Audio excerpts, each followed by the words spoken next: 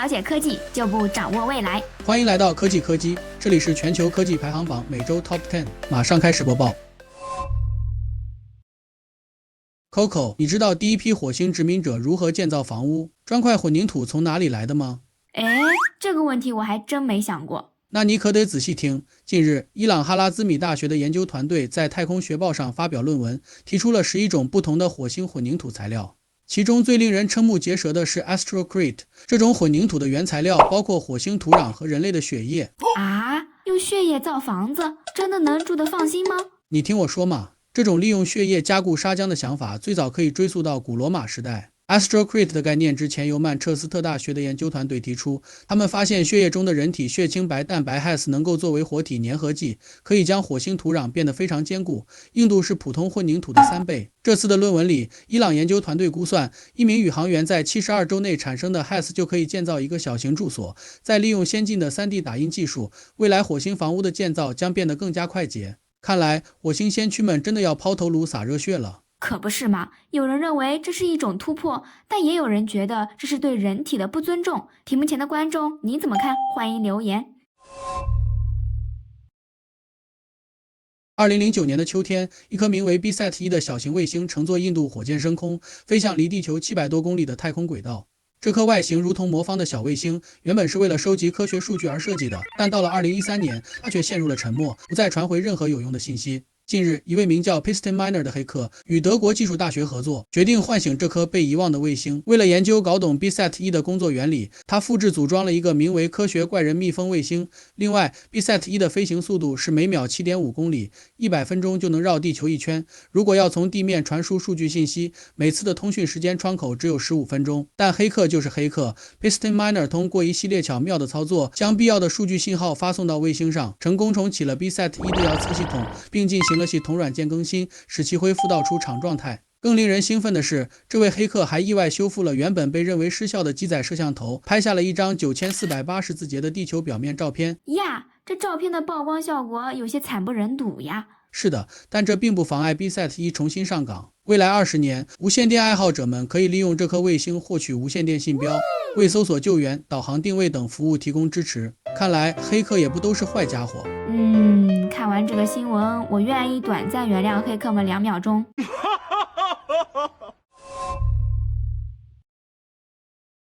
剧荒的小伙伴们请注意，近日 Netflix 上线《鱿鱼游戏》第2季，首周全球观看次数高达6800万，总观看时长更是达到惊人的 4.876 亿小时，轻松打破了前作在2021年创下的纪录。按收视地区来看，该剧登顶美国、法国、日本、印度、澳大利亚等92个国家和地区榜。这部继续写了第1季的故事，456名参赛者继续为了争夺高额奖金，参与一系列玩命的游戏。该剧第1季凭借引人入胜的剧情与精良制作，在2021年掀起了一场全球观剧热潮，观看时长在上线首周便突破 4.48 亿小时。而在前3个月内，全球总观看次数竟然达到了 2.652 亿次，观看时长累计达22亿小时，令人赞叹不已。本周凭借第2季的开播，第1季居然又新增了810万次的播放量，再次进入 Netflix 前10榜单。第2季能否再现第1季的辉煌？每个剧中角色又将如何花样作死？大家快点去围观吧！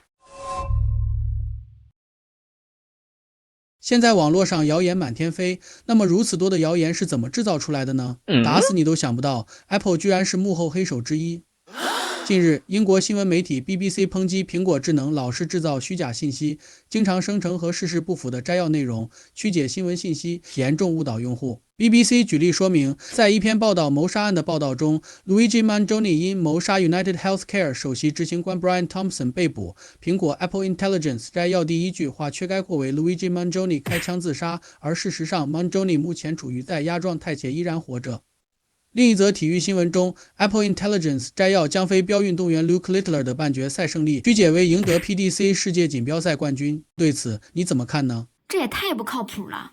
现在很多生成式 AI 为了快速输出内容而忽视了事实的准确性和语境的完整性，这又一次提醒我们不要盲目的相信 AI 的生成内容呀。是啊，最离谱的是 Apple Intelligence 还会张冠李戴。在介绍一篇巴西同性恋网球运动员 Joe Lucas Reis da Silva 的报道中，其生成的摘要居然是巴西网球运动员 Rafael Nadal 出柜。BBC 发言人表示 ，BBC 是世界上最值得信赖的新闻媒体。为了赢得全球读者的信任，我们所发布的任何信息和新闻报道都有我们的信用背书。但 Apple AI 已经多次歪解我们的新闻内容，苹果必须立即解决这个问题。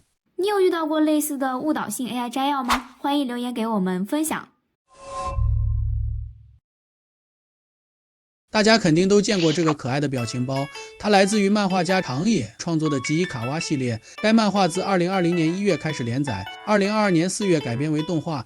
近日，官方授权的手游 Chikawa Pocket 已公布，并在苹果 App Store 上架，页面显示将于1月31日开始发售。本作主角和 NPC 是一群画风独特的小动物，主角自然是吉伊卡哇。除此之外，还包括哈奇瓦勒、乌萨奇、默默咖、栗子馒头、海塔、施萨等等。游戏围绕着这群小可爱的日常生活，以简单的多格漫画呈现了不同的故事。游戏世界里充满了森林、草原等自然景色，周围还有很多巨大的植物可以充当食物。在游戏中，玩家可以采集原料、烹饪美食、制造工具、收集各种配方，还可以拉编战队，然后大家一起鼓起勇气参与各种讨伐行动。哇哦，好可爱哦，好期待！1976年，在刚果金和苏丹的埃博拉河边上，出现了一种致死率达到66%的病毒，这就是令人闻风丧胆的埃博拉病毒。Oh my Lady Gaga， 这真的是太可怕了。近日，最新发表在 Science Advances 期刊上的一项研究表明，埃博拉病毒可能主要通过皮肤接触进行传播，而以往认为埃博拉病毒主要的传播方式是通过体液接触。为此，有人员开发了一种体外人体皮肤感染模型，将完整皮肤活检样本置于透析膜上，模拟病毒感染过程。结果显示，埃博拉病毒会从外植体基底面穿过真皮和表皮，最终到达皮肤顶端表面，感染程度也会随着时间开始逐渐增加，最快在3天内就可以在表皮表面检测到。这项研究首次清晰地展示了埃博拉病毒感染皮肤细胞在皮肤内迁移的动态过程，解释了皮肤接触传播埃博拉病毒的可能性，而这将为日后研发抗病毒药物起到很大推动作用。近期，瑞典和立陶宛之间的海底光缆再次被别有用心的坏蛋截断，造成了整个欧洲严重的断网事件。为此，北约近日发起了 HEIST 项目，用太空加潜艇的架构来确保洲际之间的网络通信安全。全球海底共有600多条光缆，这些总长达到120万公里的光缆网络是全球数字信息的骨干，支撑着每日高达10万亿美元的金融交易，还有很多加密的国防信息。HEIST 项目的核心任务包括开发精准度到1米的故障报警系统，可以在光缆被破坏时立刻定位到故障点，同时将优先级较高的流量重定向至卫星网络。但卫星作为备份方案，带宽却很有限，通常只能以每秒5000兆比特的速度传输数据，而光纤电缆的速度可达每秒340太比特。哎呦，这速度差的可不是一星半点儿啊！是呢，为了缩小这一差距 ，HEIST 团队还将探索激光通信技术。在这方面 ，NASA 最近的激光通讯实验显示，其数据传输速度比传统无线电快了40倍。近日，一个名为 EXO Labs 的组织在社交媒体上发布了一段令人瞩目的视频。他们在一台运行 Windows 98的奔腾2代电脑上成功运行现代大语言模型。这台电脑产于1998年，仅配备了128兆字节的系统内存，绝对堪称家用电脑里的老爷机。EXO Labs 由牛津大学的研究人员和工程师组成，他们的使命是普及人工智能，让每个人都可以在几乎任何设备上训练和运行 AI 模型。为了实现这一目标，他们从eBay上淘到了这台古董电脑，并对其进行了巧妙的改造。在视频中，这台350兆赫兹的 Elenex 奔腾2电脑顺利启动了 Windows 98。随后 EXO Labs 利用专门开发的 AI 推理引擎，成功生成了一个关于 Sleepy Joe 的故事。令人惊讶的是，尽管硬件配置非常落后，但整个程序的运行过程却相当流畅，故事生成的速度也让人啧舌。看来家里的老古董电脑可以变废为宝了。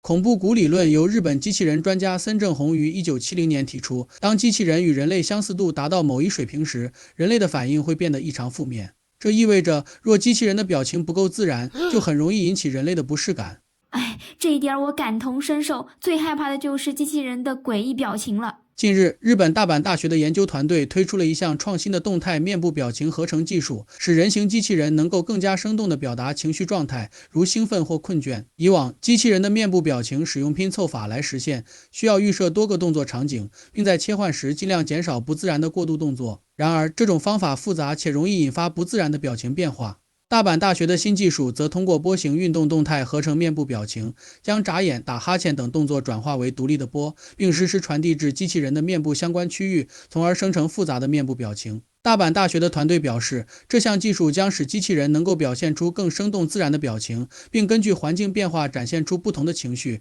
这将极大地增强人与机器人之间的互动和理解。这技术要是真成了，我可要激情下单10台超级汉森的机器人保姆，你可千万别拦着我。哎呦喂，难不成你还指望10个机器人轮流给你抛媚眼呢？